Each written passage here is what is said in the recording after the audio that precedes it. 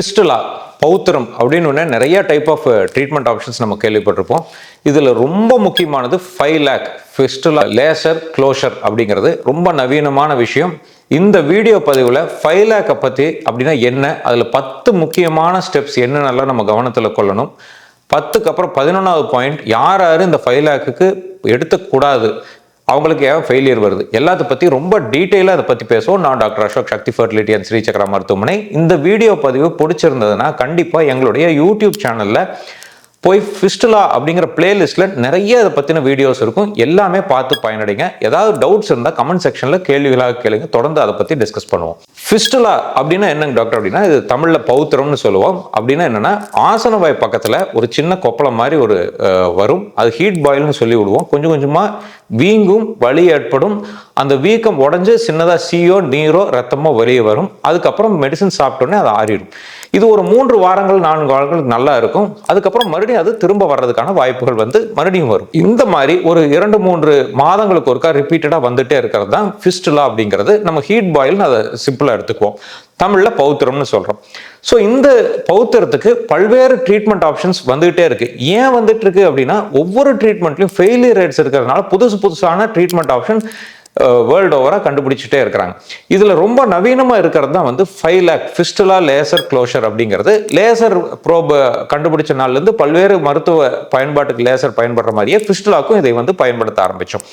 So ஒரு 10 முக்கியமான points இந்த ஃபிஸ்டுலா லேசர் ப்ரொசீஜரில் என்னென்னலாம் நடக்குதுங்கிறத தெளிவாக பார்ப்போம்.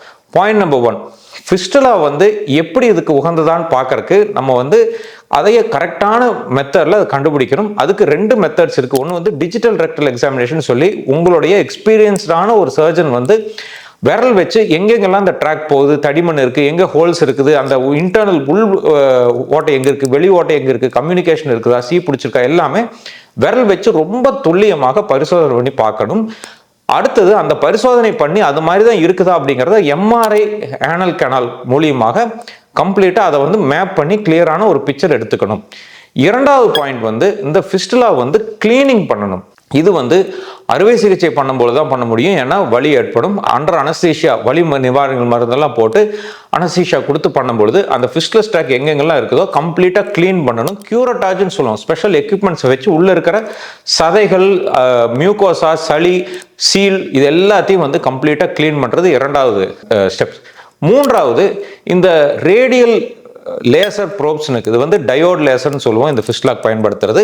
இந்த லேசர் ப்ரோபை கம்ப்ளீட்டாக உள்ளே செலுத்தி மெதுவாக அதிலிருந்து ஒவ்வொரு லேயர் பை லேயராக உள்ளே சீல் பண்ணி எடுத்துகிட்டே வர்றது தான் 3வது ஸ்டெப். 4வது இந்த லேசர் கதிர்கள் கொஞ்சம் கொஞ்சமாக ஆக்ட் ஆக ஆக ஆக ஆக அந்த ஃபிஸ்டுலா ட்ராக் கொஞ்சம் க்ளோஷர் ஆகிட்டே வந்துட்டே இருக்கும். ஸ்லோவாக அதுலேருந்து வித்ட்ரா பண்ணிக்கிட்டே வருவோம். அப்படி வித்ட்ராவல் ஆகிட்டு இருக்கும் பொழுது ஸ்டெப் பை ஸ்டெப்பாக அந்த ஃபிஸ்டுலா ஆக்ட் ஆகி லேசரில் நம்மளுக்கு ட்ரீட்மெண்ட் ஆக ஆரம்பிச்சிடும். 5வது இந்த லேசர் ப்ரோபை எடுத்த பிற்பாடு அந்த ஃபிஸ்டுலா என்னவாக மாறும் அப்படின்னா, ஃபர்ஸ்ட் அந்த ஃபிஸ்டுலா ஓட்டை சுருங்க ஆரம்பிக்கும்.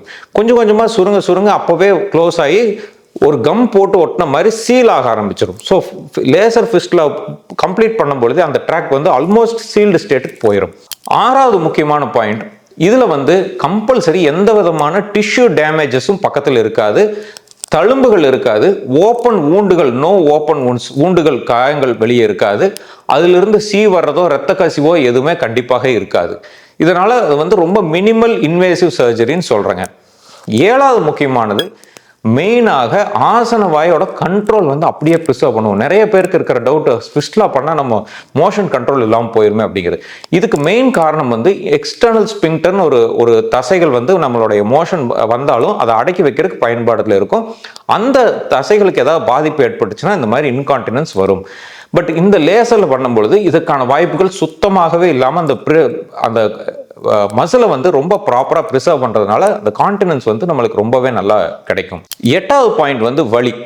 எல்லா பெரியானல் ப்ரொசீஜர்ஸ்லையுமே வலி ஜாஸ்தியாக இருக்கும். ஆனால் இந்த மாதிரி பண்ணும்பொழுது எந்த விதமான பக்க பாதிப்புகளும் இல்லாமல் அனஸ்தீஷியா பண்ணிட்டு போஸ்ட் ஆப்ரேட்டிவ்க்கு அங்கே நிறைய மெடிசின்ஸும் இன்ஜெக்ஷன் போட்டுட்டு அதுலேருந்து வெளியே வர்றதுனால இது ஆல்மோஸ்ட் பெயின்லெஸ் ப்ரொசீஜராக இருக்கும். 9வது விஷயம், இதனுடைய சர்ஜிக்கல் டைம் மிக மிக குறைவு. லெஸ் தென் 15 minutes தான் இந்த ப்ரொசீஜர் ஆகும். அதே மாதிரி ஆப்ரேஷனுக்காக நம்ம அட்மிஷன் ஆகிட்டு இருக்கிற டைம் ரொம்ப குறைவு. 24 மணி நேரங்களுக்கும் குறைவாக தான் ஒரு ஹாஸ்பிட்டலில் நம்ம ஸ்டே பண்ண வேண்டியிருக்கும். அதே மாதிரி ரிக்கவரி ஆகிற டைமும் ரொம்ப ரொம்ப குறைவு. 4-5 நாட்களில் கம்ப்ளீட்டாக ரிக்கவர் ஆகி நம்ம வந்து ஒர்க்குக்கு ரிட்டர்ன் ஆயிடலாம். ஸோ டோட்டல் டியூரேஷன் எல்லா விதத்துலையுமே நம்மளுக்கு வந்து அது சேவ் ஆகும். 10வது முக்கியமான பாயிண்ட் வந்து, ஏற்கனவே நம்ம ஏதாவது ஒரு சர்ஜரி ஃபிஸ்ட்லாக் பண்ணி அது ஃபெயிலியர் ஆயிருந்தாலும் இந்த சர்ஜரியை நம்ம யாருக்கு வேணாலும் பண்ண முடியும், ரிப்பீட்டடாக நம்ம பண்ண முடியும். அதே மாதிரி இந்த ப்ரொசீஜர் ஃபெயில் ஆச்சுனாலும் ரிப்பீட்டட் 5 lakh ப்ரொசீஜர்ஸும் சேம் பேஷண்ட்டுக்கும் பண்ண முடியும்.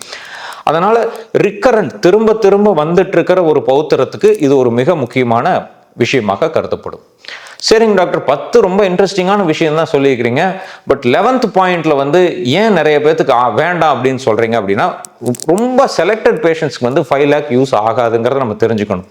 நம்பர் 1 யாருக்கு அப்படின்னா, அந்த வேற வியாதிகள், கிரான்ஸ் டிசீஸோ, புற்றுநோயோ, அல்சரேட்டிவ் கொலைட்டிஸோ, டிபியோ, இந்த மாதிரி ஏதோ ஒரு வியாதி இருந்து அதனால ஃபிஸ்டுலா வந்ததுன்னா கண்டிப்பாக 5 lakh யூஸ் பண்ணக்கூடாது. ரெண்டாவது, அவங்களுக்கு ஏதாவது இன்ஃபெக்ஷன், சி வடிஞ்சிட்டு இருக்கும் பொழுது, ஒரு ஆப்சஸ் கேவிட்டி, சி கட்டிகள் இருக்கும் பொழுது, இந்த மாதிரி எல்லாம் இருக்கும்போது இது வந்து ஃபெயிலியர் ஆக வாய்ப்பு இருக்கு. மூன்றாவது, பல கிளைகள் ரொம்ப நாள் ஆயிடுச்சுங்க டாக்டர், 4-5 இடத்துல இருக்கு அப்படிங்கும்போது இந்த ப்ரொசீஜர் பண்ணோம்னா சில சமயங்கள் 1-2 துவாரங்கள் விட்டு போறதுக்கான வாய்ப்புகளும் இருக்கு. ஸோ இது எல்லாமே நல்ல சர்ஜன் நம்ம கன்சல்ட் பண்ணாலே அவங்க இதைய ரொம்ப துல்லியமா நம்மளுக்கு இது பெஸ்டா இல்லையாங்கிறத நம்மளுக்கு சொல்லிக் கொடுப்பாங்க. ஸோ இந்த வீடியோ பதிவில் 5 lakh பற்றி ரொம்ப எக்ஸ்டென்சிவாக நம்ம வந்து பார்த்துருக்குறோம். இந்த டவுட்ஸ் இருந்ததுன்னா கண்டிப்பாக கமெண்ட் செக்ஷனில் கேள்விகளாக கேளுங்க, தொடர்ந்து அதை பற்றி பேசுவோம். நான் டாக்டர் அசோக், ஆரோக்கியமான வாழ்க்கை வாழ அன்பு வாழ்த்துக்களுடன். நன்றி, வணக்கம்.